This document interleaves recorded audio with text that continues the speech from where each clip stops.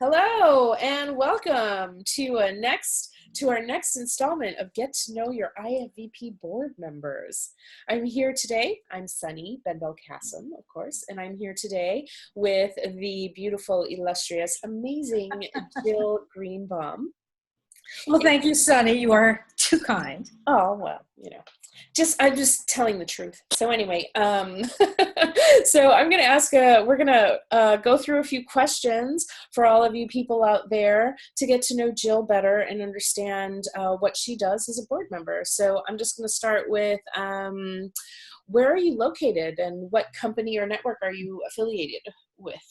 Well, I am located in New York. I live about 45 minutes north and west of New York City, so right near New Jersey. I walk the beloved dog into New Jersey every day.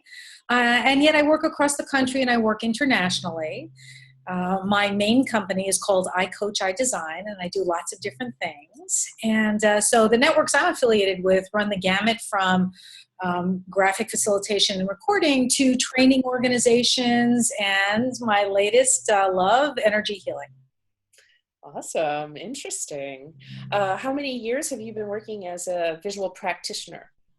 Well, I have to say I did my last intensive training in 2012. I've done 3 different programs with Christina Merkley, so at a distance and also up close. And so I finished in 2012 and heard about the IFVP conference in Pittsburgh. And I got in touch and found out that if you had a book, you could sell it at the conference. And I was like, well, this seems like an opportunity to put together my idea of a coaching program with some visual coaching. And so that was really my leaping into the field and coming to learn about the IFVP. Mm-hmm. Awesome. Great.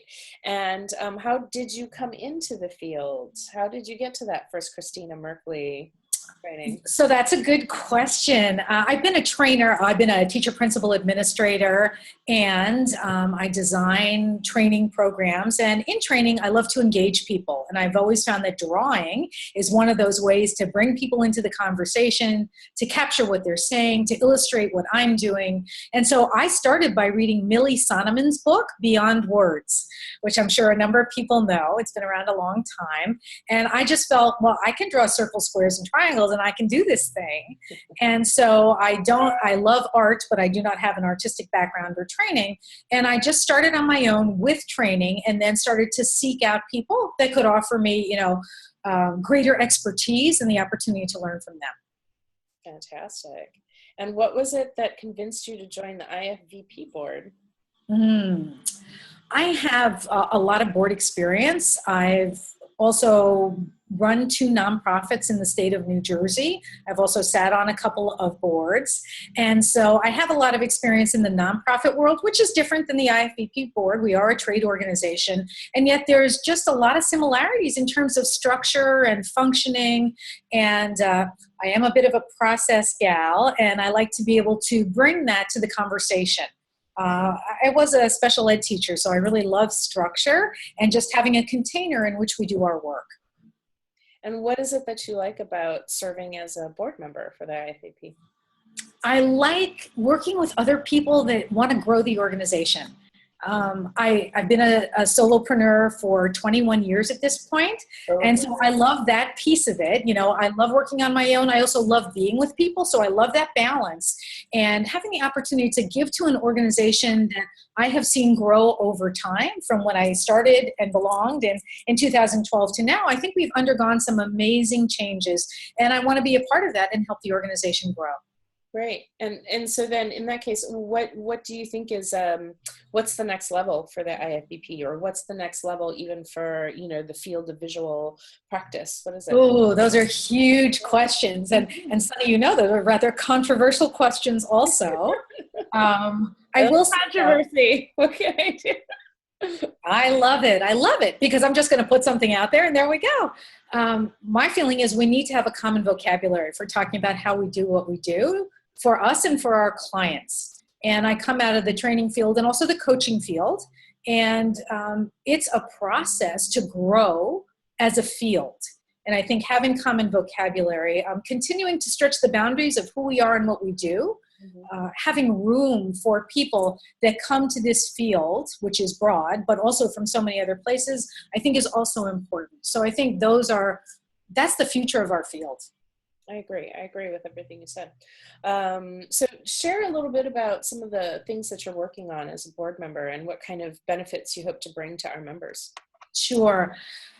Gosh, I would say that since even before being on the board, I was interested in learning and development. And so that's how I came in. Lisa Aurora tapped me and I worked with Aftab Irfan, and we started to create the community building process and meeting in a box. And that's morphed into more recently some work on the conference and really creating a structure where we're reaching out to our membership for proposals, where we are really looking at how we do conferences differently.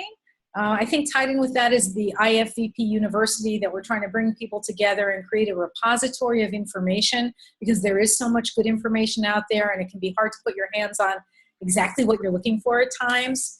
So Phil and I have been doing that. And I guess the last piece would be up-leveling, GR 101. This year it's going to have an additional component. So last year I got to observe it, having done the original design, and this year we're going to add a real strong listening piece to it, because we know that graphic recording and facilitation and coaching is more than drawing. It's drawing and synthesizing and listening, and how do you bring that all together? Yeah, absolutely. That sounds fun. And so what inspires you as a graphic recorder, as a graphic facilitator, as a coach, as a board member?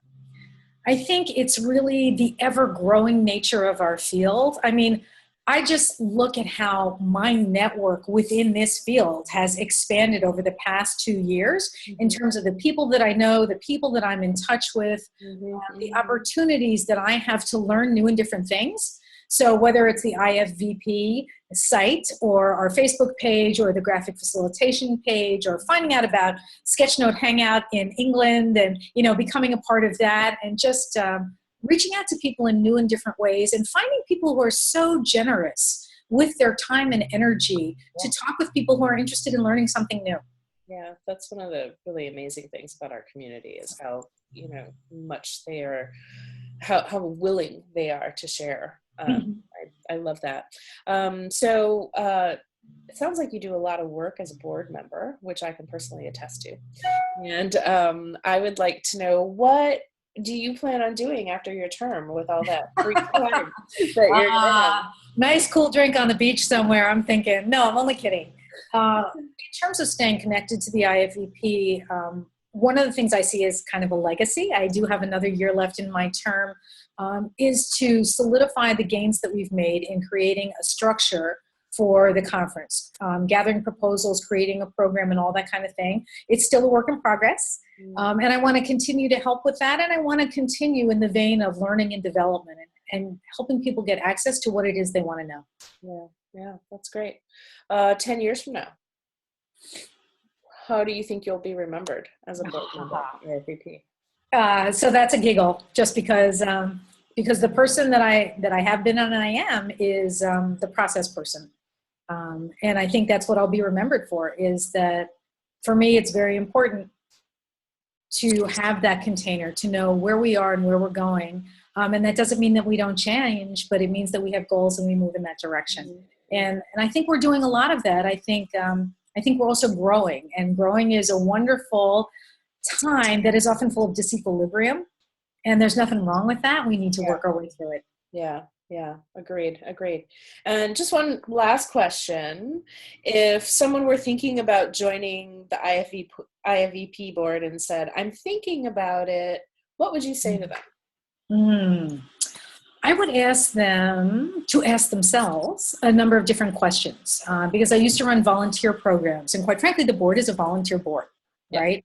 And in my experience, people are quite unrealistic about the amount of time that they have to devote to a project, because they have a lot of enthusiasm, and it's like, oh my gosh, 10, 20 hours a month, I'm surely going to be able to do that. And I do a lot of work actually in my coaching, helping people do self-care and keep track of their time and know how they're spending it, because we only have 168 precious hours a week, and what are we doing with them? So I would ask people to think about what's your passion? What do you want to bring to the board? What's your skill set? And what's your time commitment, right? And so really think those pieces through, because we're all, or almost all of us are solopreneurs. So we have work that ebbs and flows. And so what is it in our level of commitment that we are able to say, yes, I'm going to be able to do this, and or I'll be able to reach out for help and not feel bad when I know I have a change in things.